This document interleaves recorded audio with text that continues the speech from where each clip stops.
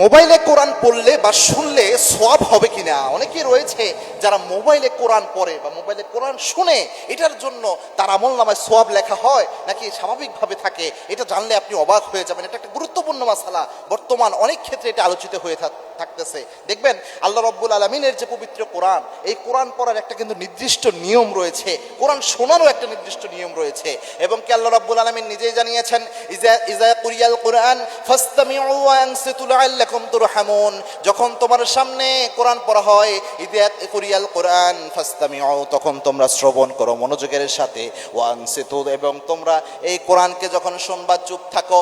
এবং কি আল্লাহ রাব্বুল আলামিন জানিয়েছেন, কোনো ব্যক্তি যদি মনোযোগের সাথে চুপ থেকে এই কোরআন শুনতে পারে, ওই ব্যক্তির উপর আল্লাহ রাব্বুল আলামিন নিজের রহমত নাজিল করে দেয়, আল্লাহ নিজের রহমত নাজিল করে দেয়।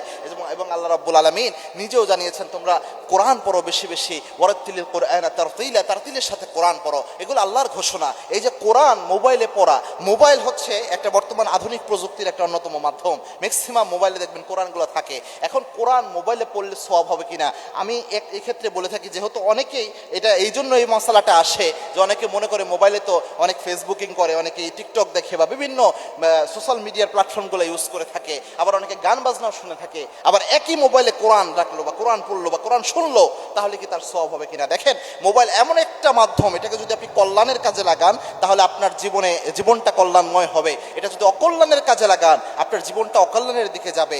মোবাইল মূলত মোবাইলের কোনো দোষ নয়, প্রযুক্তি কখনো অভিশাপ হতে পারে না, বরং প্রযুক্তির ব্যবহার অভিশাপ হিসেবে আসে আমাদের জীবনে। প্রযুক্তি কখনো হারাম হতে পারে না, প্রযুক্তির ব্যবহার আমরা হারাম ভাবে নেই। সব প্রযুক্তি, যত প্রযুক্তি আল্লাহ পৃথিবীতে দিয়েছেন, মানুষের ব্রেন থেকে বের করেছেন, এই সবগুলো আল্লাহর দান। আল্লাহ এই ইলম দিয়েছেন দেখেই মানুষ এই প্রযুক্তিগুলো বের করতে পেরেছে।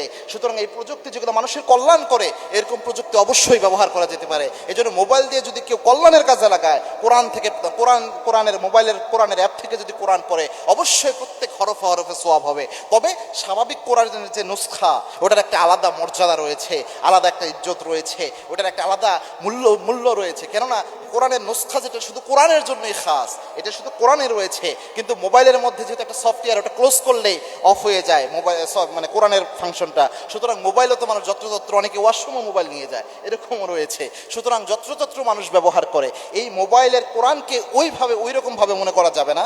তবে নুসখা যেটা কোরআনের, এটাকে সম্মান, এটাই হচ্ছে অরিজিনাল কোরআনের সিস্টেম, যেটা রাসূল সাল্লাল্লাহু আলাইহি ওয়াসাল্লামের সাহাবা একরামের পরবর্তী যুগে যেটা হয়েছে, যে কোরআন সংকলনের জন্য আল্লাহর হাবিব সাল্লাল্লাহু আলাইহি ওয়াসাল্লামের সাহাবীরা, বিশেষ করে আবু বকর রাদিয়াল্লাহু আনহুর একটা সিদ্ধান্তের কারণে পরবর্তীতে ওসমান রাদিয়াল্লাহু আনহুর সময় কোরআনকে যে নুসখা আকারে, যেটা আমরা পড়ি বাসায় যেটা রাখি, এটাকে নুসখা আকারে দেওয়া হয়েছে। সুতরাং এটাই হচ্ছে অরিজিনাল কোরআনের সমজ। যদি কোরআনকে আপনি মানে করতে চান, যত্ন করতে চান, কোরআনকে আপনি বুকে ধারণ করতে চান, জড়িয়ে ধরতে চান, এগুলো সবগুলোই সওয়াব। তো সেক্ষেত্রে নুসখা যে কোরআনটা বাসায় আমাদের থাকে, এটার সাথে এটা করবেন, এটা ফোনের সাথে করবেন না। তবে ফোন দেখে কোরআন পড়লেও সওয়াব হবে, এবং কোরআন শুনলেও আপনার আমলনামায় ইনশাআল্লাহ সওয়াব লেখা হবে।